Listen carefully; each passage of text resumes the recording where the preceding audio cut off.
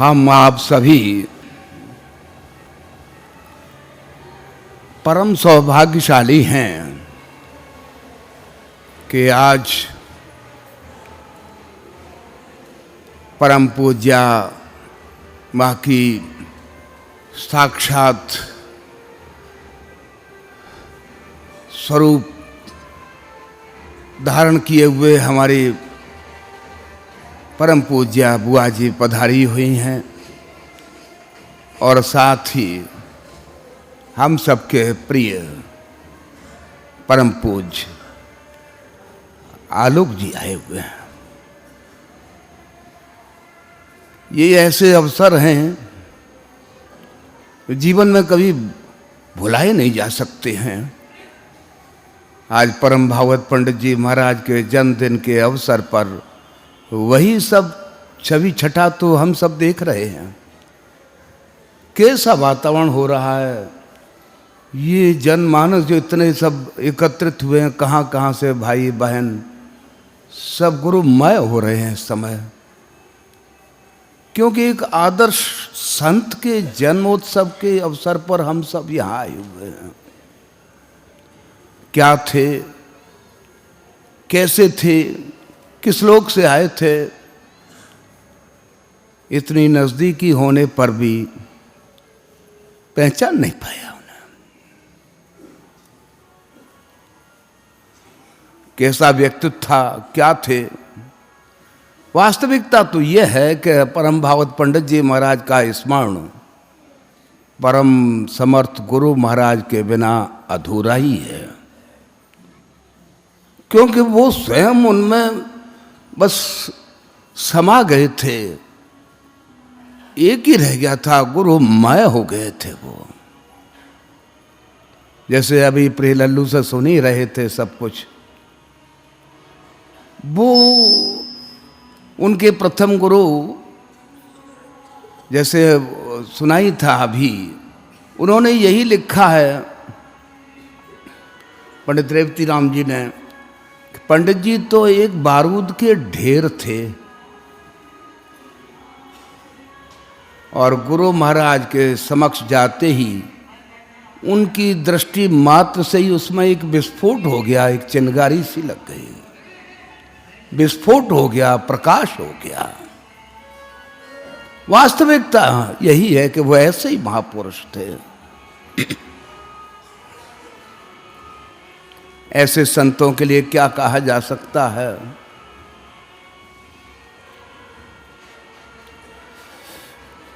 वर्णन करने योग्य नहीं है, हम सब कोई शब्द ही नहीं है उनके लिए कहने के लिए। अपने ही एक पद में पंडित जी महाराज लिखते हैं, मैं पा कृतारथ हो गया दर्शन चतुर्भुज रूप का।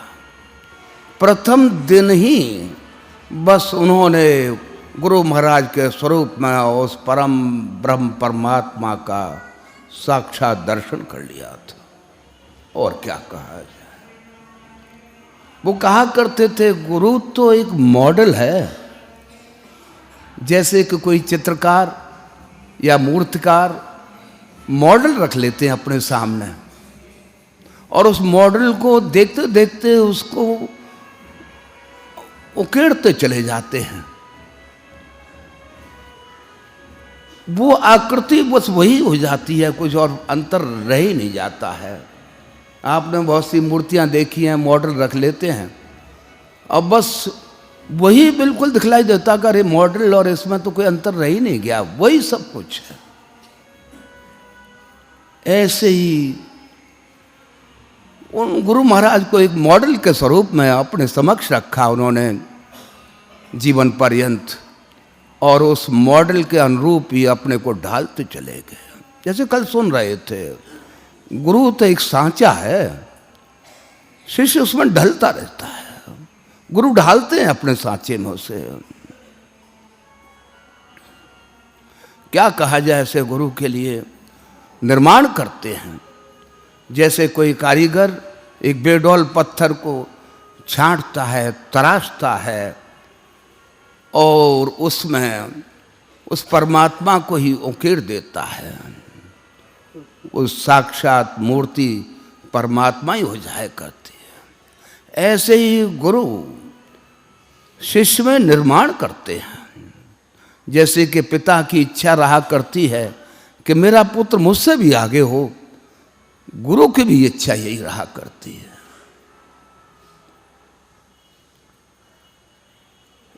एक जगह पंडित जी महाराज ने लिखा एक छोटे से पैम्फलेट में, बोलता हुआ ईश्वर। उन्होंने उसमें यही लिखा हुआ है, मैंने उस बोलते हुए ईश्वर का साक्षात दर्शन किया है, उनके चरण स्पर्श किए हैं, उनका सानिध्य प्राप्त किया है। वो मेरे गुरु महाराज थे, साक्षात बोलते हुए ईश्वर थे। वो मूर्तियों में और में सब में आपने ईश्वर का दर्शन किया होगा, लेकिन मैंने तो साक्षात उस बोलते हुए ईश्वर का दर्शन किया है। मैं कृतार्थ हो गया। किस तरह से उन्होंने अपने को गुरु मैं कर रखा था अपने जीवन में ही।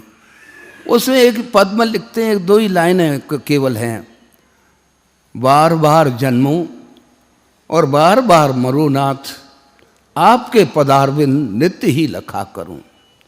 मुझे चिंता नहीं है, बार बार मेरे जन्म मृत्यु सब कुछ होते रहें, लेकिन आपके चरणों का दर्शन हर जन्म में मुझे प्राप्त होता रहे, यही मेरी आकांक्षा है। ऐसे आदर्श शिष्य के लिए क्या कहा जा सकता है। आजन्म वो बस शिष्य ही बने रहे, उन्होंने कभी नहीं सोचा कि मैं कुछ करूं। एक बार गुरु महाराज ने पूछा कि अब हमारी तो वृद्धावस्था आ गई है भाई, हम कब तक रहेंगे। पंडित जी महाराज ने कहा, कभी 2 वर्ष शेष हैं साहब। एक बार ऐसे ही कुमेठा में बैठे हुए थे, गुरु महाराज ने, पंडित जी महाराज बैठे थे वहाँ पर, कहा पंडित जी आज हमारा अंतिम दिन है। पंडित जी महाराज बेवल हो गए, साहब क्या कह रहे हैं आप? कि नहीं चिंता न करो, गुरु महाराज ने 10 वर्ष हमें और दिए हैं। वही बात स्मरण कराई गुरु महाराज को, हालांकि वो जानते ही सब कुछ थे कि अभी तो 2 वर्ष शेष हैं साहब। उस समय आपने कहा था 10 वर्ष दिए हैं, कि अब ये शरीर काम नहीं देता है, तुम क्या करोगे? कि साहब बड़े भैया हैं कि वो नौकरी करेंगे कि ये सब संभालेंगे, तुम क्या करोगे? जो आपका आदेश हो। एक निगाह ने, गुरु महाराज की निगाह ने उन्हें कहां से कहां पहुंचा दिया, कतरे से दरिया बना डाला। कृतार्थ हो गए वो महापुरुष। कैसा आदर था गुरु महाराज का ही नहीं, परम पूज्य जिया माँ में ही अब फिर देखने लगे गुरु महाराज को। परम पूज्य जिया माँ में ही गुरु माँ देखते। हर्निया का ऑपरेशन हुआ, परम पूज्य मंझले चाचा जी मथुरा से परम पूज्य जिया माँ को और सभी परिवार सब आए। मालूम हुआ कहाँ वो खड़े नहीं हो सकते थे, मालूम हुआ जिया आ रही हैं, एकदम खड़े हो गए। परम पूज्य चाचा जी ही क्या, तीनों भाई, क्या कहा जाए, आदर्श थे वो महापुरुष। पंडित जी महाराज के चरण स्पर्श किया करते थे, तो जैसे वो झुकने हुए कि नहीं नहीं आज मैं चरण स्पर्श करूंगा। जी हम आके दर्शन कर, चरण स्पर्श के पश्चात उन्होंने ना, आज मैं तुम्हें गुरु रूप में देख रहा हूं, मैं तुम्हारे चरण स्पर्श करूं। और किए। ऐसा भाव कहां देखने में आता है, कहने में नहीं आता है। एक संस्मरण मुझे याद आ रहा है, गुरु महाराज किस स्थिति के महापुरुष थे और पंडित जी महाराज कैसे शिष्य थे। एक उन दिनों में प्रभुदत्त ब्रह्मचारी बहुत ही अच्छे महापुरुषों में गिने जाते थे। तो गुरु महाराज, पंडित जी महाराज और भी भाई लोग गए हुए थे, सभी वहाँ पर कुंभ के अवसर पर गुरु महाराज कुछ दिन रुके, 2-4 दिन। तो प्रभुदत्त ब्रह्मचारी जी ने सुना तो वो दर्शनार्थ पहुँचे थे। तो बड़ा अच्छा लगा उन्हें।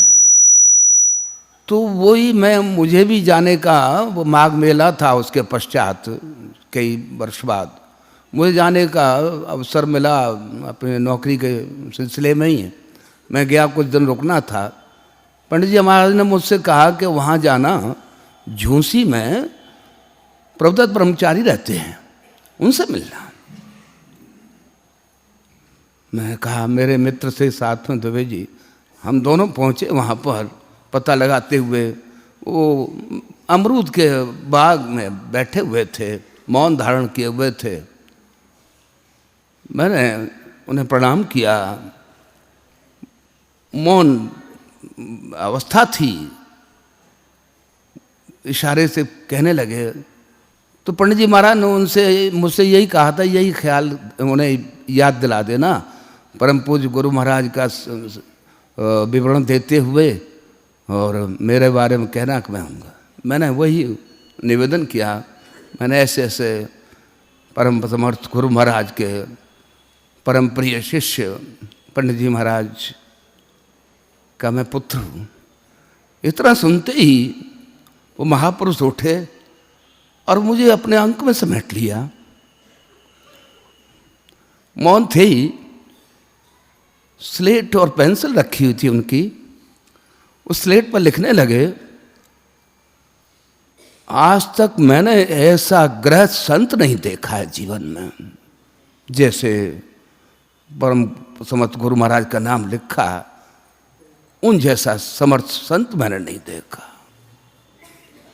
और पंडित जी महाराज जैसा मैंने समर्थ समर्पित शिष्य कोई देखा नहीं।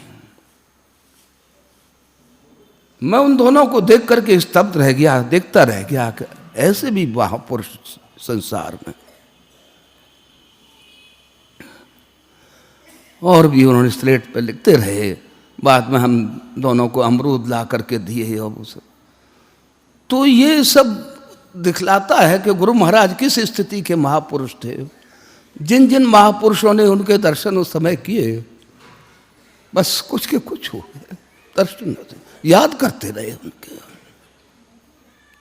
आज भी हम ऐसे समर्पित और महान संत शिष्य के रूप में क्या कहा जाए उनके लिए। गुरु महाराज के पर्दा लेने के पश्चात उन्होंने एक बड़ा सुंदर लेख लिखा है। उसमें अंत में यही लिखा है, प्रिय मुझी में खो गया, अब दूत को किस ओर भेजूं। अर्थ उसका यही है कि वो परम प्रिय गुरु महाराज तो मेरे अंतर में व्याप्त है। अब मैं किसको कहाँ भेजूं ना ढूंढने के लिए, कहाँ वो मिलेंगे मेरे अंतर में, मैं तो उन्हें देखता रहता हूं हर समय। ऐसे समर्थ महापुरुष के अवतरण अवसर पर हम सब आप सब बैठे हुए हैं।